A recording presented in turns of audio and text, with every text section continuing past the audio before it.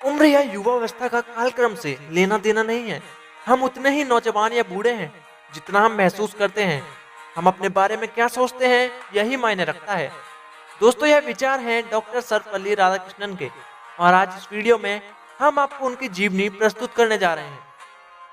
Doctor Sarvepalli Radhakrishnan, जिनका जन्म 5 सितंबर 1888 को तमिलनाडु के तिरुमनी गांव में एक गरीब ब्राह्मण परिवार में हुआ था।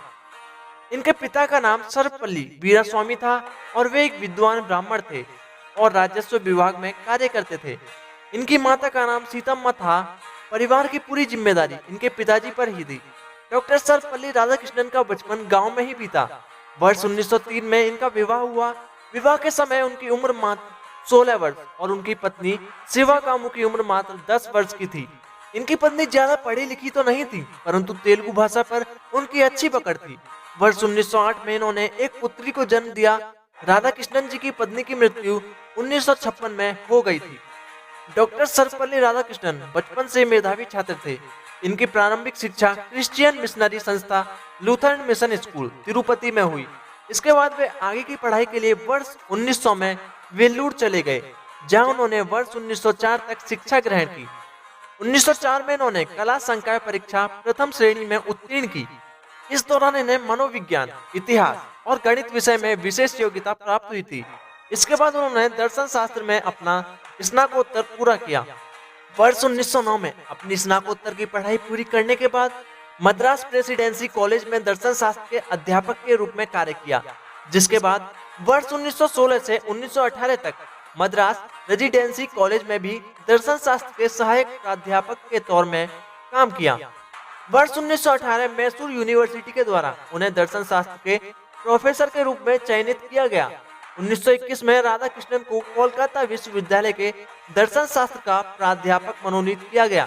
1923 में डॉक्टर राधाकृष्णन की किताब भारतीय दर्शन शास्त्र प्रसाद प्रकाशित हुई। इस पुस्तक को सर्वश्रेष्ठ दर्शन शास्त्र साहित्य की ख्याति मिली। डॉक्टर सर्वपल्ली राधाकृष्णन को ऑक्सफोर्ड यूनिवर्सिटी में हिंदू दर्शन शास्त्र पर भाषण देने के लिए बुलाया गया, जिसके बाद वे इंग्लैंड की मशहूर ऑक्सफोर्ड यूनिवर्सिटी में दर्शन शास्त्र के प्रोफेसर बन गए।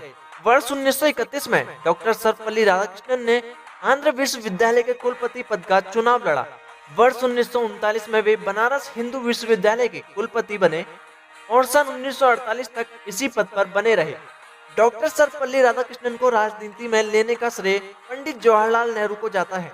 जब डॉक्टर सर्वपल्ली राधाकृष्णन अपने यूरोप और अमेरिका दौरे से पुनः भारत लौटे थे, तो जवाहरलाल नेहरू ने राधाकृष्णन से यह आग्रह किया कि वह विशिष्ट राजदूत के रूप में सोवियत संघ के साथ राजनयिक कार्यों को करें, जिसके लिए उन्हें वर्ष 1947 से 1949 तक संविधान निर्मात्री सभा के सदस्य के रूप में कार्य किया।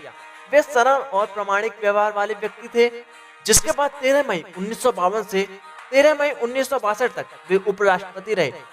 उनको उपराष्ट्रपति बनाए जाने से सभी अन्य नेता हतप्रभ थे, परंतु अपने कार्यों से डॉक्टर सर्वपल्ली राधाकृष्णन ने सबको गलत साबित कर दिया और 13 मई 1962 को ही वे भारत के राष्ट्रपति निर्वाचित हुए। डॉक्टर सर्वपल्ली राधाकृष्णन सन 1931 से 1936 तक आंध्र विश्वविद्यालय के वाइस चांसलर रहे थे। इन्होंने सन 1946 में एक भारतीय प्रतिनिधि के तौर पर यूनेस्को में अपनी उपस्थिति दर्ज कराई थी।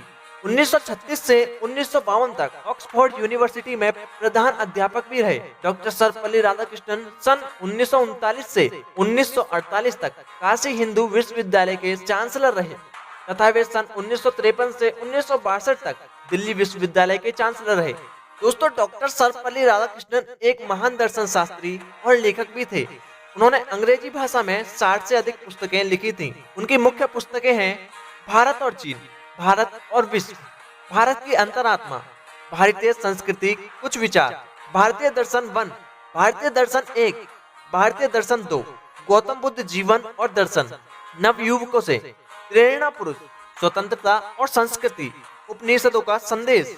17 अप्रैल 1975 को एक गंभीर बीमारी के चलते डॉक्टर सर्वपल्ली राधाकृष्णन का निधन हो गया, परंतु अपने समय के महान दार्शनिक तथा शिक्षाविद के रूप में वे आज भी अमर हैं।